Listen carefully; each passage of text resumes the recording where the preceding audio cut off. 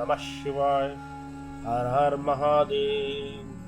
शिव पुराण की रुद्र संहिता के अनुसार देवताओं का रुद्र के पास जाकर अपना दुख निवेदन करना, रुद्र द्वारा उन्हें आश्वासन और चित्ररथ को शंखचूड़ के पास भेजना, चित्ररथ के लौटने पर रुद्र का गणों, पुत्रों और भद्रकाली सहित युद्ध के लिए प्रस्थान, उधर शंखचूड़ का सेना सहित पुष्पभद्रा के तट पर पड़ाव डालना तथा दानवराज के भूत और शिव की बातचीत की कथा को सुनेंगे। सनत कुमार जी कहते हैं, मुने तंत्र जो अत्यंत दीनता को प्राप्त हो गए थे, उन ब्रह्मा और विष्णु का वचन सुनकर शिव जी मुस्कुराए और मेघ गर्जना के समान गंभीर वाणी में बोले।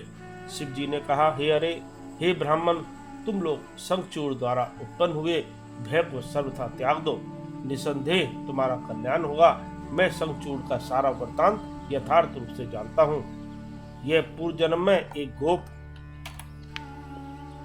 था जो ऐश्वर्यशाली भगवान श्री कृष्ण का भक्त था। इसका नाम सुदामा था। यही सुदामा राधा जी के शाप से शंखचूड़ नामक दानवराज होकर उत्पन्न हुआ। यह परम धर्मज्ञ और देवताओं से द्रोह करने वाला है। यह दुर्बुद्धिवश अपने उत्कर्ष बल के भरोसे संपूर्ण देवगणों को कलेश दे रहा है। अब तुम लोग प्रेम पूर्वक मेरी बात सुनो और देवों को आनंदित करने के लिए शीघ्र ही कैलाशवासी रुद्र के समीप जाओ। वह रुद्र रूप मेरा ही उत्तम पूर्ण रूप है। मैं ही देव कार्य की सिद्धि के हेतु पृथक स्वरूप धारण करके वहां प्रकट हुआ हूँ। मेरा वह रूप ऐश्वर्यशाली तथा परिपूर्णतम है। अरे इसलिए मैं भक्तों के वशीभूत हो कैलाश पर्वत पर सदा निवास करता हूँ। तदनंतर कैलाश पहुंचकर देवताओं ने भगवान महेश की स्तुति की और अंत में कहा, महेशान, आप तो कृपा की सागर है। तीनों का उद्धार करना तो आपका बाना ही है। प्रभु, दानवराज शंखचूड़ का वध करके इंद्र को उसके भय से मुक्त कीजिए और देवताओं को उस विपत्ति से उबारिए। तब भक्तवत्सल शंभु देवताओं की इस प्रार्थना को सुनकर हंसे और मेघ गर्जन की सी गंभीर वाणी से में बोले। शिव शंकर ने कहा, हे ब्राह्मण, हे देवगण, तुम लोग अपने अपने स्थान को लौट जाओ। मैं निश्चय ही सैनिकों सहित शंखचूड़ का वध कर डालूंगा। इसमें तनिक भी संशय नहीं है। सनत कुमार जी कहते हैं, व्यास जी, महेश्वर के उस अमृत स्त्रावी वचन को सुनकर संपूर्ण देवता को परम आनंद प्राप्त हुआ। उस समय उन्होंने समझ लिया कि अब दानव शंखचूड़ मरा हुआ ही है। तब महेश्वर के चरणों में प्रणिपात करके विष्णु बैकुंठ को और ब्रह्मा विष्णु सत्यलोक को चले गए तथा संपूर्ण देवता भी अपने अपने स्थान को प्रस्थित हुए।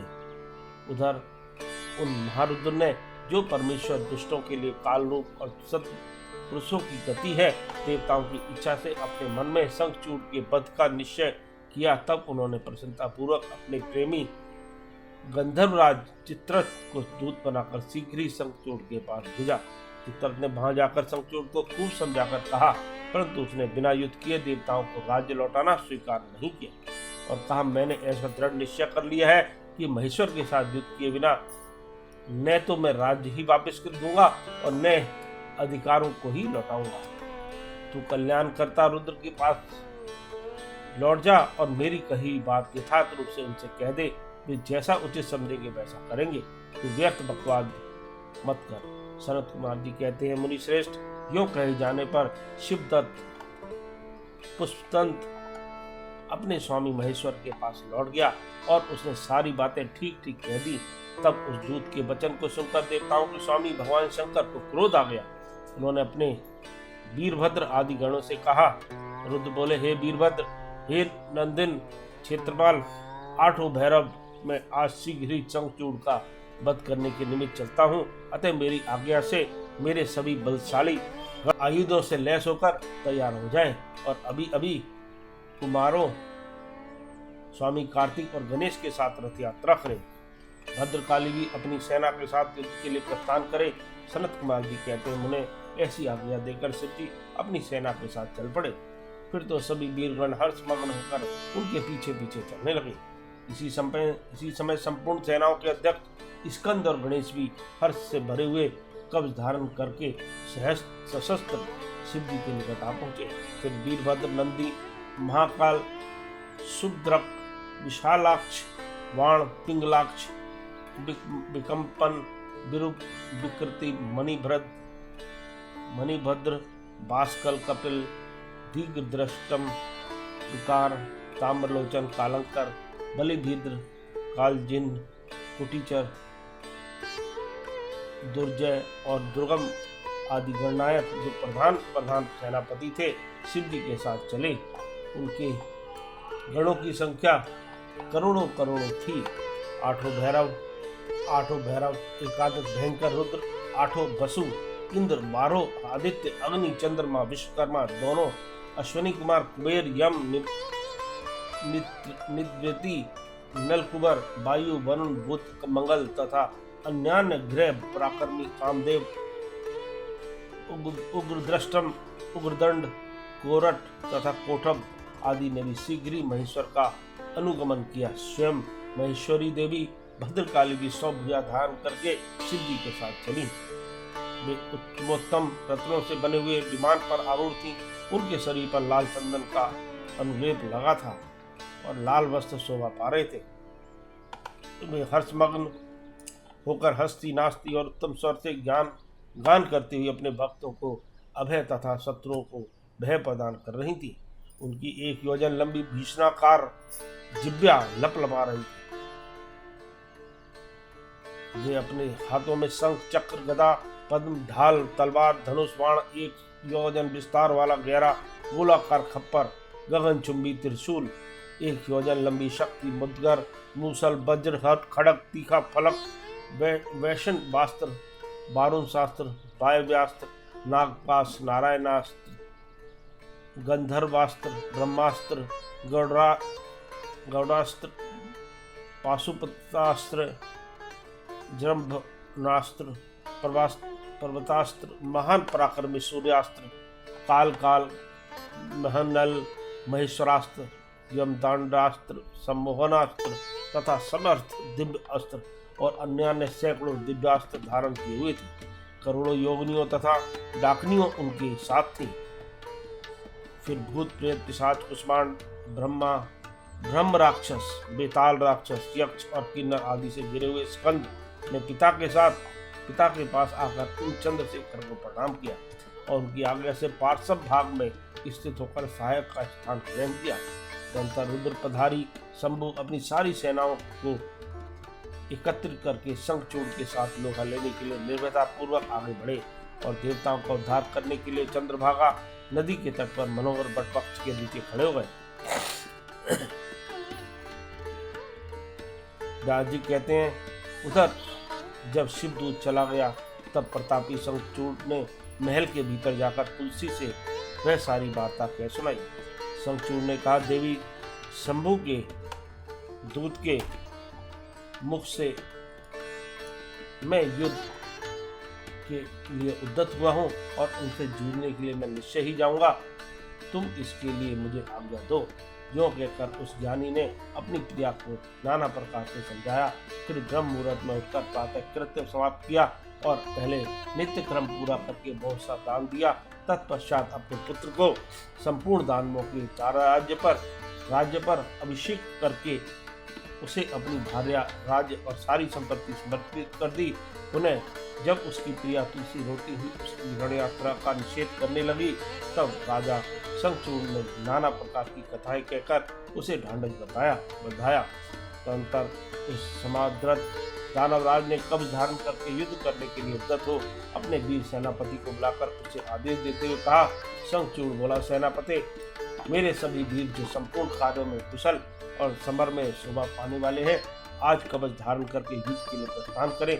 सूरवीर दानवों और दैत्यों की 86 टुकड़ियां तथा बालशाली गंगों की निर्भीक सेनाएं अस्त्र शस्त्र सुसज्जित होकर नगर में बाहर निकले। करोड़ों प्रकार से पराक्रम प्रकट करने वाले जो असुरों के 50 कुल हैं, देवी के पक्षपाती शंभु से युद्ध करने के लिए प्रस्तुत हों। मेरी आज्ञा से धामों के 100 कुल भी कवच से विभूषित हों। शंभु के साथ लोहा लेने के लिए शीघ्र ही निकले। कालकेयो, मौर्यो तथा कालकों को भी मेरी ये आज्ञा सुना दो कि ये रुद्र के साथ संग्राम करने के लिए रण सामग्री से सुसज्जित हो चले। सनत कुमार जी कहते हैं, मुने सेनापति को यूं आदेश देकर असुरों का राजा महाबली दानवेंद्र शंखचूड़ सहस्त्रों प्रकार की बहुत बड़ी सेना से घिरा हुआ नगर से बाहर निकला। उसका सेनापति भी युद्ध शास्त्र में निपुण, महारथी, महान शूरवीर और रणभूमि में रथियों में अग्रगण्य था। इस प्रकार युद्ध स्थल में वीरों को भयभीत कर देने वाला वह दानवराज 3 लाख अक्षोहिणी सेनाओं पर शासन करता हुआ शिविर से बाहर निकला और उत्तमोत्तम रत्नों द्वारा निर्मित विमान पर आरूढ़ हो गुरुजनों को आगे करके युद्ध के लिए चल पड़ा। आगे बढ़ने पर वह पुष्पभद्रा नदी के तट पर सिद्धाश्रम में जा पहुंचा।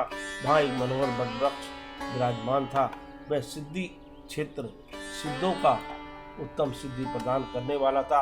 पुण्य क्षेत्र भारत में वह कपिल का तप स्थान कहलाता है। वह भूभाग पश्चिम समुद्र से पूर्व, मलय पर्वत से पश्चिम, श्रीशैल से उत्तर और गंधमादन से दक्षिण में था। उसकी चौड़ाई 5 योजन और लंबाई 500 योजन थी। भारत के उस भाग में उत्तम पुण्य कर प्रदान करने वाली तथा शुद्ध स्फटिक के समान स्वच्छ जल से परिपूर्ण पुष्पभद्रा और सरस्वती नाम की 2 रमणीक नदियां बहती हैं। सदा सौभाग्य से संयुक्त रहने वाली लवण सागर की प्रिया भार्या पुष्पभद्रा सरस्वती के साथ हिमालय से निकली है और गोमंत पर्वत को बाएं करके पश्चिम समुद्र में जा मिली है। वहां पहुंचकर शंखचूड़ ने शिव जी की सेना को देखा।